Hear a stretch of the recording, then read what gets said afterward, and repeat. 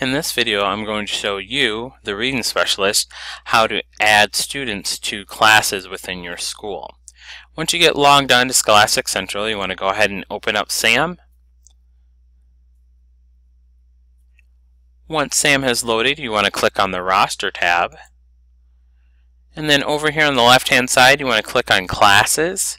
And then find the class that you want to add the student to. I'm going to add them to this R180, Read 180, Write Afternoon class. And in the previous video, I said that this class was not going to show up when the teacher isn't assigned to it. I think what happened is that you have to refresh the page, and then that class will show up even if it doesn't have a teacher in it. So I take back what I said in the other video about adding classes, and that the teacher will that the class will show up regardless if the teacher is in there or not. Okay?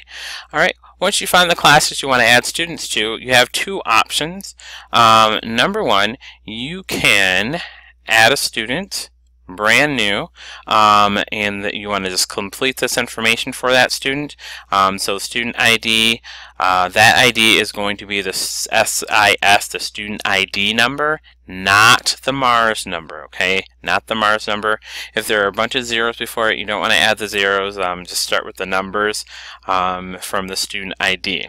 And then you got to put their first name, last name, and then their grade, and then their username, whatever you think is best appropriate for those students in your building, and then the password, same thing, whatever you feel is most appropriate.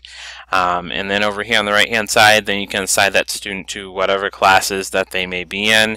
They could be in System 44, or they could be in 2 different classes. It doesn't really matter.